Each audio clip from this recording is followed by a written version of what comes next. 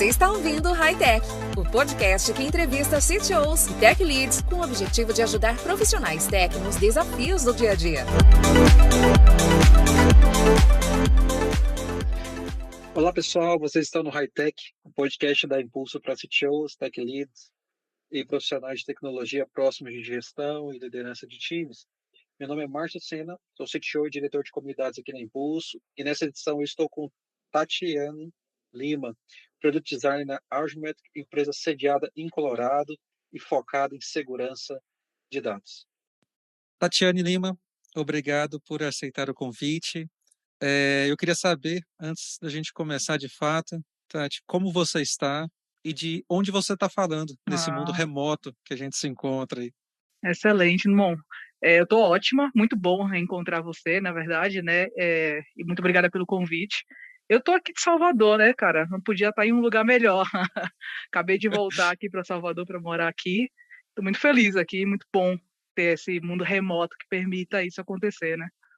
Mas esse mundo remoto que nos permitiu que nos conhecêssemos. É verdade. Embora eu tenha a maior alegria de dizer que eu também te conheço presencialmente, a gente, na piscina da Impulso, de bolinhas, a gente tocou o ukulele, ou você tocou e eu cantei, ou alguma coisa do tipo. Mas graças ao trabalho remoto a gente pôde trabalhar junto lá em 2015, então obrigado por aceitar o convite. E bom saber que você está em Salvador. Eu estou em Anápolis, em Goiás. Estamos aí a praticamente 1.500 quilômetros de distância, mas conseguindo nos falar. Obrigado, Tati. Eu Excelente. queria, para a gente começar aí, falar um pouquinho da sua trajetória. Eu conheço parte, a gente já tem algum tempo que a gente não se fala tão constantemente, mas eu sigo você, tanto no LinkedIn, eu consigo ver a sua trajetória, mas eu queria que você compartilhasse um pouquinho, falasse um pouquinho da sua experiência, por onde você passou durante esses últimos anos. Excelente. Bom, eu vou dar uns passos atrás, né? Eu sempre me orgulho muito de falar que eu sou uma cria de um projeto social, né? Então, meu primeiro contato com design não foi com design digital, foi com design gráfico, como muitos outros designers. E eu comecei numa ONG, né? Numa escola vinculada à ONG chamada Oikabum, e ela era uma escola de arte e tecnologia, e lá eu tive meu primeiro contato com design gráfico. Fiz vários estágios lá dentro durante a minha faculdade, que eu cursei design gráfico também, e tive um background muito interessante sobre a arte enquanto um instrumento de movimentação de sociedade, né? Especialmente por ser uma ONG. Isso mudou bastante as formas como eu vejo as coisas, né? Mudou um pouco o paradigma as lentes que eu coloco na forma que eu trabalho. Bom, como você sabe, né, minha primeira experiência com design digital, né, com esse mundo digital foi na HE Mobile, né, uma empresa focada em desenvolvimento especificamente para aplicativos nativos mobile. E lá eu consegui entender um pouco sobre esse mundo do device celular, né? Então, como era também um pouco do começo dos aplicativos, da internet de forma geral, como uma coisa comum, a gente era muito focada, muito, muito centrada na coisa o tamanho do botão, as microinterações, também tinha acabado de ser lançado o iPhone, né? Então a gente também tinha essa coisa da criação do software enquanto quase que uma peça de arte, né? Com uma criação de alguns gênios, etc, né? Bom, mas você já sabe, né? Quando a HE Mobile se fundiu com a HE Labs, aí sim eu virei a chave e me tornei uma designer de produto. Foi meu primeiro contato com o design enquanto uma ferramenta de modificação, de criação de interações, de fato, né? De criação de produtos. Então, a gente tinha acabado de nascer o iPhone, tinha poucos anos o iPhone, e foi um grande marco na usabilidade da internet, né? Você conseguir fazer coisas com poucos toques, etc. E existia aquela áurea em torno de uma peça de digital, né? Como Sim. Algo feito por um gênio, né? Steve Jobs personificando o iPhone. Mas aí, quando a HE Mobile se fundiu com a HE Labs, que eu tive que lidar não somente com um device celular, mas também com outros tipos de device, tela, de computador e etc., eu comecei a pensar nessa relação entre nessa relação do software com as pessoas. E foi lá que eu fiz o meu primeiro teste de usabilidade. Pode parecer uma coisa meio corriqueira, né? Mas isso mudou muito como eu vi a criação de produto digital. Porque foi a primeira vez que eu vi uma coisa que eu fiz interagindo com uma pessoa. E eu, Massa. e eu comecei a entender, tipo, as decisões erradas que eu tomei, as decisões certas, o que as pessoas gostavam, o que as pessoas não gostavam. Enfim, acho que foi um gancho muito importante para a minha carreira e que me deu o desejo de ter algo maior, né? De ir para algum lugar que eu pudesse enxergar de perto, na verdade não maior, mas diferente. Enxergar de perto todo o ciclo de desenvolvimento de um produto, né? Então, Sim. eu lançar o filho no mundo e assistir o filho crescer, Evoluir ali, crescer. evoluir. E aí eu fui para Conta Azul, passei 2 anos na Conta Azul, foram dias muito felizes, morei em Joinville, parei de trabalhar um tempo remoto, né? Quase 5 anos trabalhando remoto, que foi muito massa. Acho que hoje eu sou uma pessoa diferente por causa disso, mas mudei de cidade, e comecei a interagir com outros times de tecnologia, né? Lá na HE Labs, na HE Labs, HE Mobile, hoje Impulso, né? A gente, naquela época que eu trabalhava, pelo menos, era muito focada nos times de desenvolvimento e os times de design, né? Na Conta Azul, eu tive contato com outros times que também mudaram muito a forma como eu enxergava o desenvolvimento do produto, especialmente o meu contato com o time de dados, né, de analistas e cientistas de dados, porque aquilo que mudou a minha forma de ver o produto, quando eu vi uma pessoa, né, a análise qualitativa, Sim. também me gerou uma nova visão quando eu vi as análises quantitativas. É como se eu pudesse enxergar aquela pessoa usando, não gostando, esperando, em Perfeito. um grande número, né? E, bom, logo depois eu fui para o Gympass, né? Trabalhei no Gympass durante algum tempo também, quando me mudei para São Paulo. E minha última empresa antes da que eu estou atualmente foi o Nubank, foram quase 3 anos também. Também aprendi muito sobre construção de produto em escala, né? E escala eu falo de todas as formas, né? Tanto escala, assim, muitos usuários, uma coisa fora do comum de usuário. Sim. Também um time muito grande, né? Eu cheguei no Nubank, a gente tinha em torno de 50 designers, e era pequeno. E aí eu saí do Nubank, não sei se eu saí com esse número, mas, enfim, em algum momento a gente quase tinha 300 designers. Então, eu vi a escala, não somente do time de design, mas escala hierárquica, escala em várias camadas, Sim.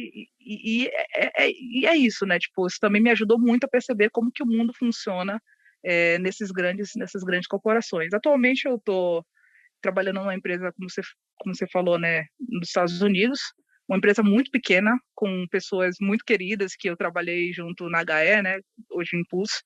E eu tô nesse novo, voltei um pouco para esse sentimento de criar um produto do zero, sabe?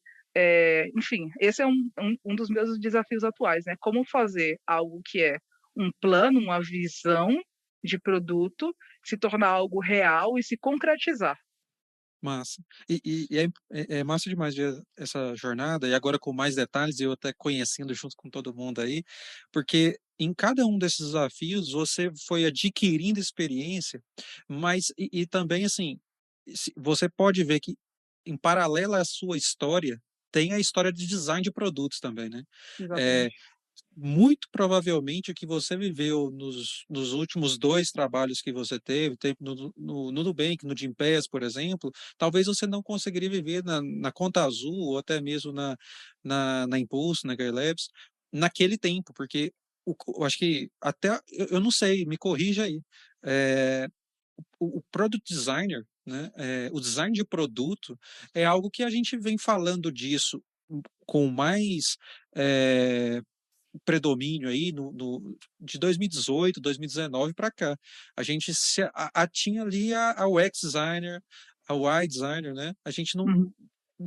claro, a gente já desenvolvia produtos digitais, a Uhum. gente já pensava em produto, em lançava em produto em uma semana e tudo mais, mas a gente esses novos nomes, por mais que algumas pessoas, não, eu não gosto desses novos nomes, no final é a mesma coisa. Não é. Eles ganham camadas completamente diferentes que vão nos dando responsabilidades, conhecimentos, experiências, né? Faz sentido aí? Exatamente. Nossa, faz muito sentido e eu acho que eu adicionaria faria uma divisão aqui, né?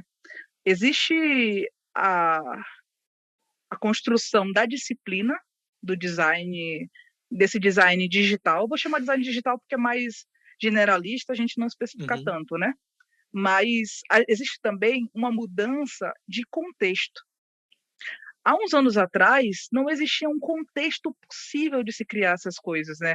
Tipo, essa coisa de você ter uma startup, você ter as startups serem uns grupos de maiores empresas do mundo, de onde tem uma maior concentração de dinheiro, de investimento, isso é muito recente, né? Hoje a gente só tem uma possibilidade de ter pessoas extremamente especialistas na sua área.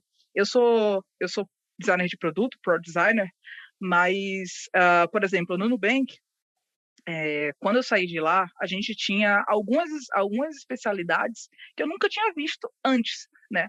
A gente tem, dentro das squads, de algumas squads pelo menos, e tribos, né? A gente chama lá de business unit, né? BUs. A gente tinha designer de produto, a gente tinha content designer, que é uma pessoa especialista no conteúdo textual, verbal, etc. Perfeito.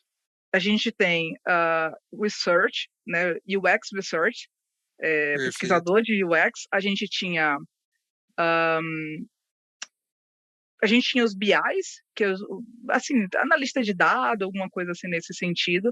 Enfim, a gente tem um universo enorme de profissionais que muitas vezes eram feitos por uma pessoa só, há uns anos atrás. E, tipo, as empresas não iam pagar, as empresas não iam investir, não existia isso. Você está muito certo, né? Acho que tem essas duas questões, né? O contexto de produto digital, que inclusive muda a forma como a gente faz produto. Antigamente, se a gente fizesse uma coisa, assim, qualquer produto era muito relevante, porque Sim. nada existia. Agora, Uhum. o produto digital é commodity. E é por isso, e assim, enfim, posso discorrer um pouco mais sobre isso, mas a ideia de MVP, como funcionou, tá bom, enfim, na maioria dos cenários, em alguns cenários é verdade, mas na maioria dos cenários é receita por fracasso, sabe? Porque você, hoje em dia, tem 1000 funcionando e muito bem, muito melhor. Obrigado. Perfeito, perfeito. Assim, Tati, você é incrível. Você toca mesmo nas feridas e nos pontos sensíveis. Isso é bacana demais. E eu acho que vale a gente aprofundar.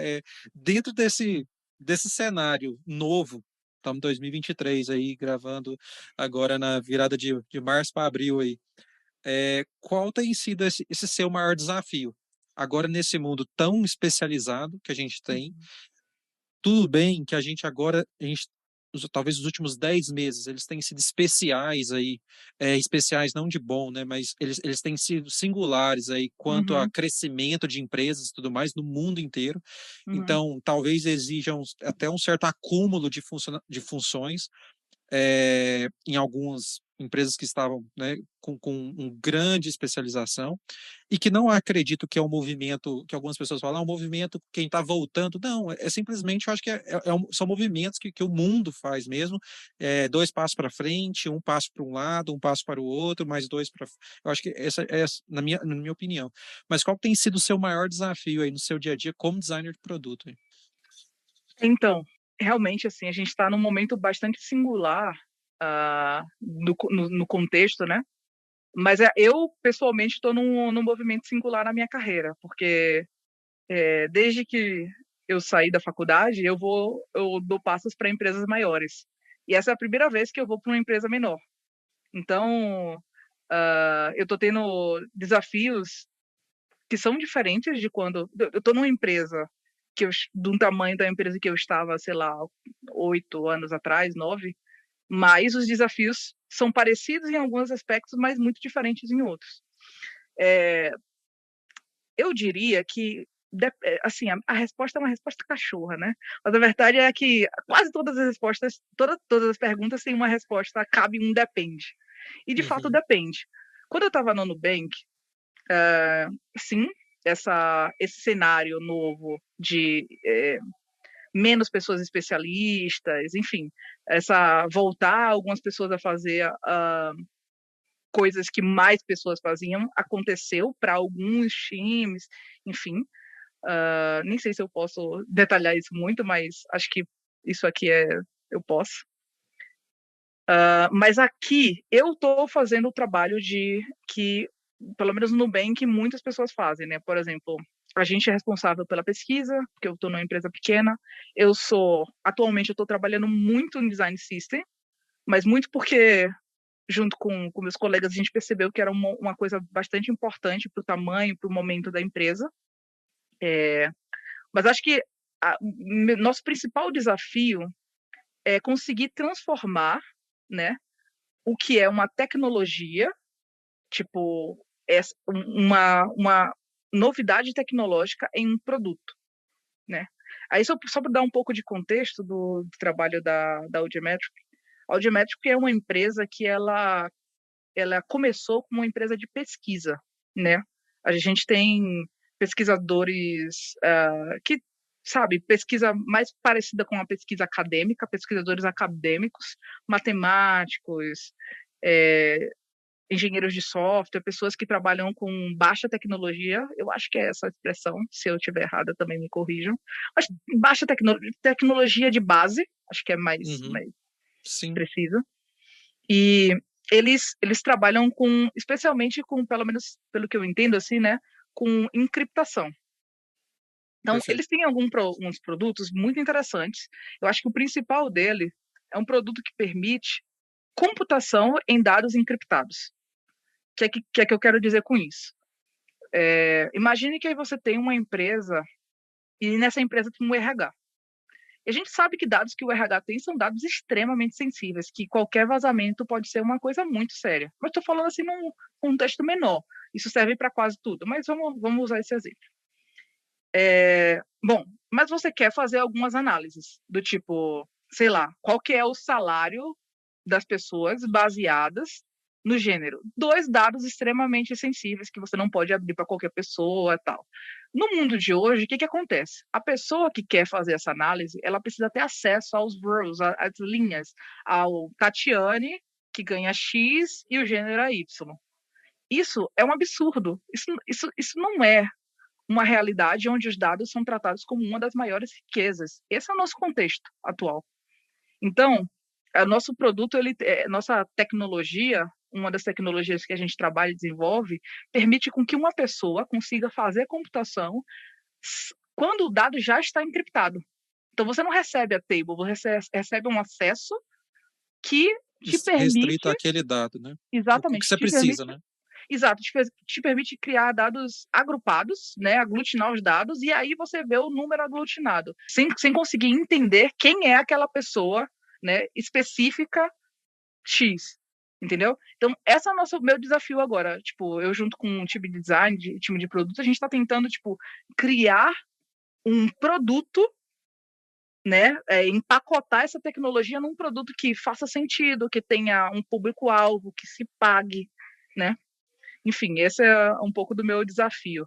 Não, não, e eu acho que é rico isso aí, porque você tem um problema que ele não ele é um problema você citou, né, uma computação de baixo nível aí, de encriptação de dados, mas imagino que é um desafio ainda muito grande da sua parte de fazer essa pesquisa e entender como esses usuários, né, interagem com um aplicativo desse nível, porque você está falando não apenas de experiência, mas a gente está falando também de segurança. Você está falando, aí, ao mesmo tempo que a gente está falando de segurança, as coisas têm que estar legíveis, as que precisam estar legíveis, para que o usuário, de fato, encontre, ele consiga computar os dados que ele precisa ali para aquele cálculo, né?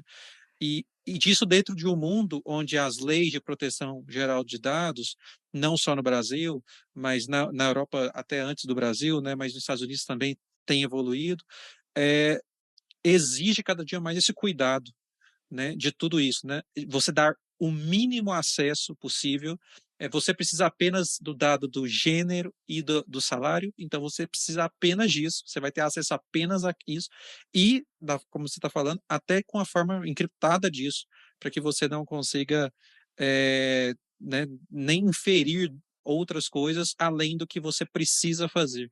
Né? Exato. Então, perfeito. Imagino que o desafio técnico de trazer uma experiência ali que faça sentido, claro, além disso, um produto, né, que faça sentido, que seja realmente usado é importante. Eu achei interessante a sua fala, porque ela traz uma pergunta que você fez no começo e eu não respondi, que era sobre a coisa das novas nomenclaturas. Quando você está trazendo como é que as pessoas interagem, como é que as pessoas se relacionam com o produto, entendem, etc., se sentem, eu posso estar, assim, essa é uma leitura minha, tá, gente? Então, pode ser que tenham outros designers que interpretem de outra forma, mas essa é a minha interpretação. A semântica da experiência, ela tá ali ligada com o ato de usar, enfim, de interagir com algo, né?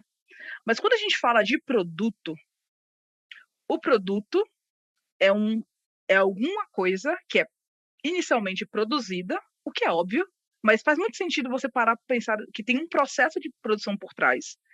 E ela provavelmente é vendida. E aí, é isso, e ela também é criada. Ela é criada, produzida e vendida, né? Produzida em escala, existe algum nível de reprodução daquilo.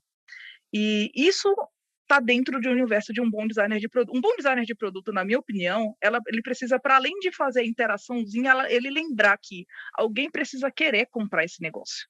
Tem que fazer sentido. A produção daquilo, tipo, se eu estou desenhando uma tela e aquela tela fica cara, o que eu quero dizer com fica cara? Porra, precisa de 1000 anos para desenvolver aquele negócio, precisa de uma puta infraestrutura, sabe? Tipo, não é escalável, enfim. Aquilo deixa de ser viável enquanto um produto, entende? Então, eu acho que para mim, acho que esse é o grande passo para frente que aconteceu na nossa carreira de UX para Pro Designer. Um bom Pro Designer entende disso, entende, além do produto em si, decidir qual produto fazer. E esse talvez, eu estou mais ainda no cliente, nesse o meu momento, quem é o cliente, esse produto se paga para esse público, porque uma coisa é vender para RH, outra coisa é vender para uma empresa, tipo um banco, outra coisa é vender para uma pessoa que tem medo dos seus dados vazar. Isso tudo são produtos totalmente diferentes. Perfeito. Assim, o meu próximo ponto era as competências que os designers de produtos devem ter nos dias de hoje. Mas eu acho que acho que você já invadiu lindamente, acho que a resposta, porque é por isso que você não é o ex-designer, apenas talvez, né? Você está além disso, porque você está preocupado muito, e acho que a sua fala é perfeita nisso, é além da semântica, é além da experiência ali, é a viabilidade daquele produto, a viabilidade daquela feature, daquela nova funcionalidade, daquela evolução. Então, assim, não é difícil para mim, Tati, lembrar do que a gente construiu em 2015, da sua inquietude mesmo para estar nesse lugar.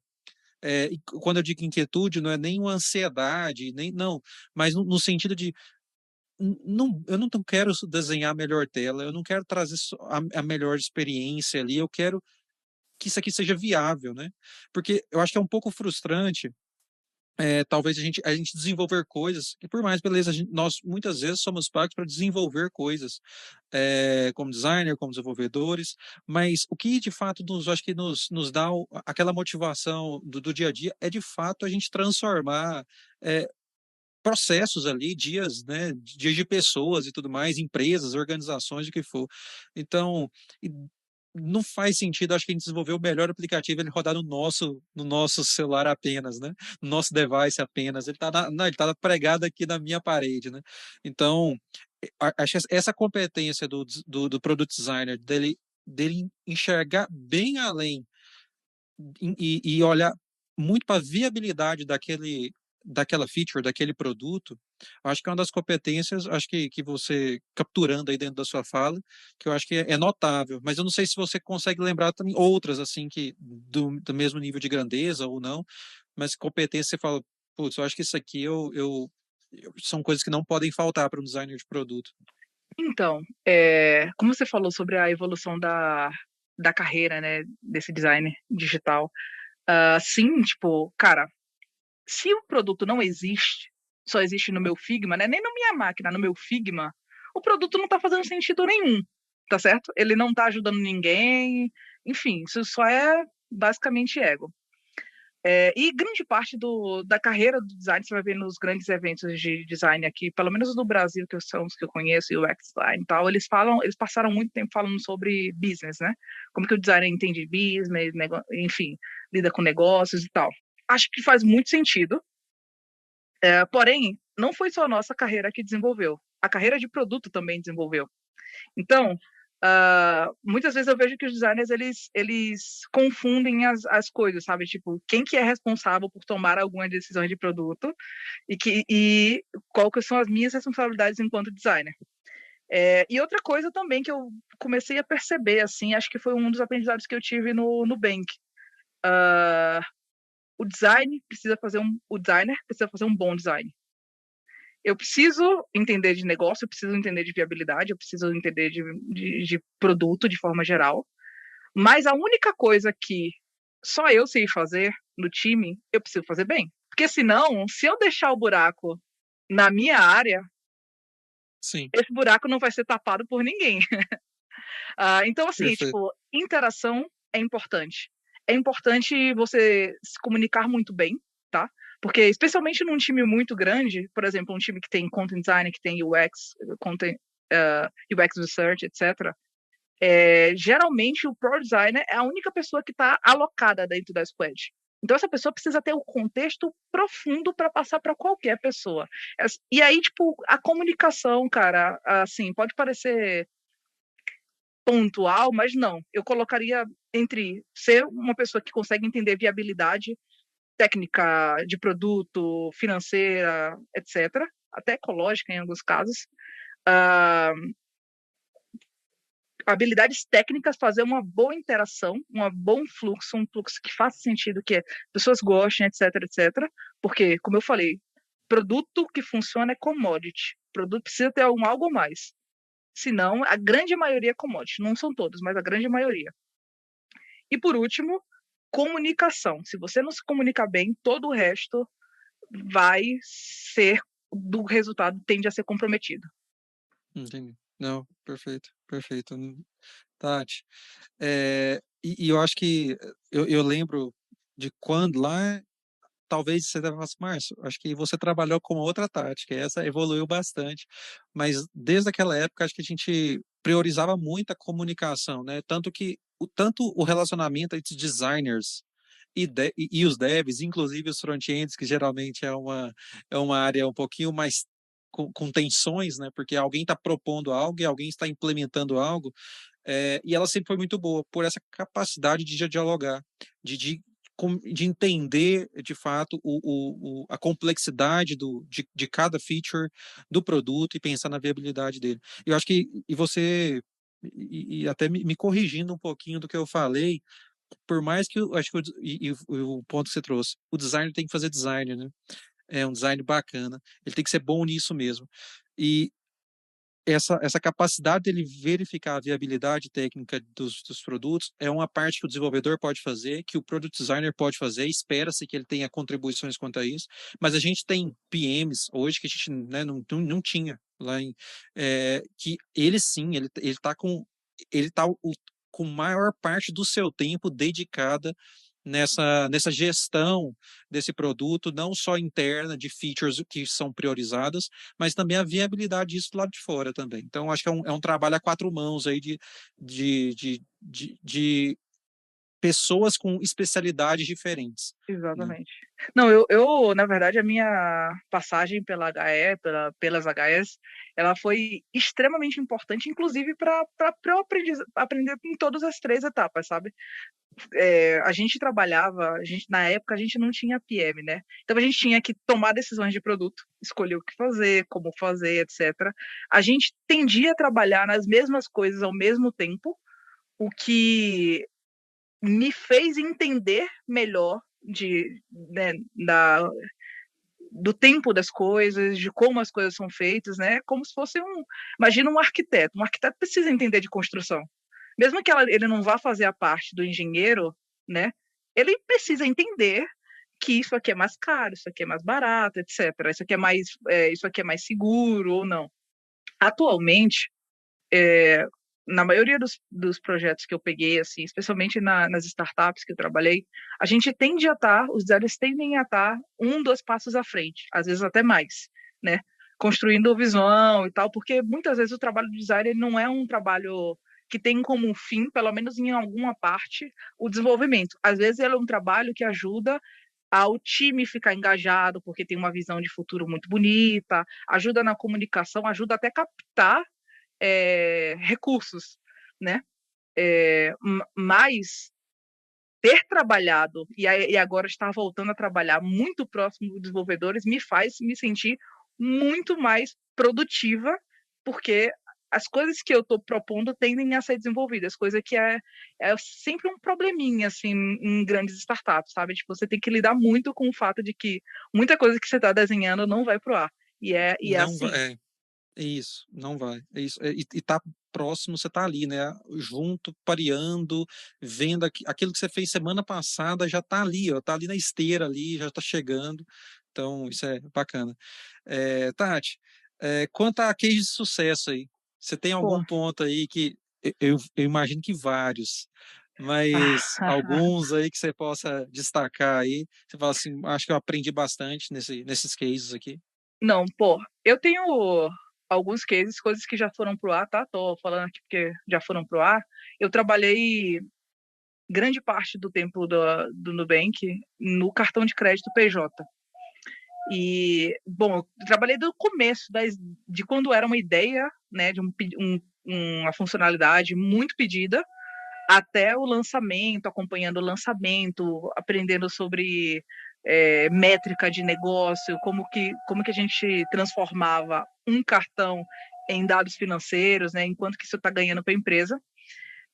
Eu trabalhei também, uma coisa que me deixou muito feliz nesse projeto do cartão de crédito PJ foi fazer a parte de design do cartão de crédito PJ em Braille. Tipo, eu Nossa. aprendi coisas assim, né? Tipo, aprendi que Braille ele tem caracteres específicos para marcar se é um texto, se é um número. Isso fez toda a diferença no design das decisões de quantos caracteres podia colocar ou não. Enfim, parece coisas triviais, né? Mas para mim foram muito Não, importantes. mas Mas meu projeto de maior sucesso, que eu pelo menos considero um dos maiores sucessos da minha carreira, foi uma coisa que eu criei que não existia, que foi uma funcionalidade na Conta Azul, no Conta Azul para contadores. Acho que é Conta Azul Mais que ele chamou hoje. E eu me sinto muito orgulhosa porque algo conseguiu se mostrou tão relevante. Eu senti que eu entendi aquelas pessoas que estavam lá, eu fazendo a entrevista, os clientes, os contadores que eram nossos parceiros, e consegui traduzir uma coisa que era uma vontade, um desejo, uma necessidade, para algo que nunca existiu em nenhum outro software, que foi dentro do painel do contador, você conseguiria ver quantas notas a pessoa já fez naquele mês, se aquilo foi conciliado ou não. Enfim, você conseguia ver de uma forma, como se fosse uma planilha, como que o seu cliente se comportou nesse mês e se tem algum trabalho que está por fazer. E aí, perfeito. tipo, essa foi uma das coisas que eu fui mais feliz, assim, sabe? Tipo, ter um produto que não precisou de mim para se vender. Ele se vendeu e se construiu, que é uma das coisas mais difíceis de se fazer um produto sair Sim. do papel para ir para o software, sem mim. Nossa, massa. Não, e isso é bacana. De um tamanho como a Conta Azul, você vê que tem algo ali, tem features, e assim, tem sua mão ali, né? Então, acho que isso é impactando mensalmente, semanalmente, diariamente a vida de muita gente. Isso é bacana, Tati. Para a gente fechar, Tati, quais dicas você daria aí para CTOs, tech leaders, que são os principais ouvintes aí do nosso podcast? O que eles devem esperar dos designers de produto? Vou dar 2 passos para trás para explicar minha resposta. E nisso eu posso ser polêmica, mas como diria Estevão Ferreira, né? Eu sou assim, eu sou apocalíptica, sempre fui. Ah, brincadeiras à parte, não deveria ser polêmica, mas a questão é: qualquer empresa tem como objetivo ganhar ou não perder dinheiro. No curto, no médio e no longo prazo. Geralmente a gente tem discussões sobre a estratégia, os passos, etc., mas é sempre assim, porque é uma empresa, não é uma pessoa. E como eu falei, software funcionando é commodity. É a coisa mais fácil de você ver, entrar na internet e ver um software funcionando para fazer quase qualquer coisa. Experiência do usuário é uma das estratégias para você conseguir ganhar dinheiro ou não perder. As pessoas que se sentem bem utilizando um produto, muitas vezes perdem dinheiro, mas preferem estar usando aquele produto porque é fácil, porque me economiza tempo e etc. E aí vai desde um bom time de design, ele ajuda desde o momento de decidir o que fazer, o que aquelas pessoas estão esperando, até como essas pessoas vão interagir da melhor forma. E muitas vezes, com essa síndrome de MVP e tudo tem que ser MVP, esquecendo que o P é produto, não é software, não é minimum software viable, é minimum product viable. O time de tecnologia não entende, não se guia por esse mesmo princípio de tipo, beleza, a gente só vai decidir aqui, vamos querer ganhar, perder no curto, no médio prazo, e o design, ele é parte dessa estratégia. Então, vamos conversar mais e vamos focar, né, entre os times de design e de tecnologia, e vamos lembrar que no final é sempre a gente precisa se conversar utilizando a mesma linguagem. Eu acho que usar a linguagem do dinheiro, apesar de ser parece muito frio, simplifica muito a conversa, sabe? Mesmo que a gente discorde, pelo menos a gente está falando a mesma língua. É isso que eu ia falar. Fechou, você é matadora a sua dica. Vamos falar na mesma língua e usando as variáveis que muitas vezes, né, o design de produto ele sofre, né? Não, gente, vamos cortar por causa de dinheiro, né? E acho que você traz com o mesmo argumento, você traz um argumento completamente diferente com a mesma variável. Eu acho que é matadora. Eu acho que temos aqui uma dica mega preciosa para você, CTO, tech leader, você que tem talvez um background de desenvolvimento de software e você pensar um pouquinho, tratar com maior importância. Eu acho que as pessoas com maior maturidade, elas conseguem distinguir isso, mas é natural, ainda é comum, na verdade, a gente vê discussões bem rasas quanto a design, né, quanto a design em si, quanto à importância do design. Então, acho que você toca nos pontos utilizando as mesmas variáveis que muitas vezes são negado um certo protagonismo no design, né? Então, que massa, Tati. Que bom ter tido esse papo contigo. Mais uma vez, como sempre, eu converso contigo, eu sempre aprendo bastante. E para que outras pessoas continuem aprendendo contigo, Tati, onde a gente te encontra, em que rede social, como que alguém consegue falar contigo aí? Bom, uh, eu sigo sendo apocalíptica, brincadeira, eu sou bem low profile, mas você pode me encontrar no LinkedIn, Tatiane Lima. Atualmente você pode achar também com a OG Metrics, se você procurar, vai me ver lá no time. E, pô, deixa eu agradecer novamente pela oportunidade de conversar com vocês. Na verdade, é sempre um prazer enorme. Eu sou muito feliz e sou muito orgulhosa por já ter feito parte, por ter crescido, por ter me formado enquanto designer junto com vocês, né, da Impulso. E é isso, assim, muito obrigada mesmo. Tati, muito obrigado. Nós que agradecemos. Você tem um lugarzinho especial aqui. Tem emoji ainda contigo no nosso Slack até hoje, mas vai bem além disso, toda a nossa admiração pelo seu trabalho. Queria também agradecer a todo mundo que nos ouviu até aqui. Espero que vocês tenham curtido e até a próxima edição do High Tech.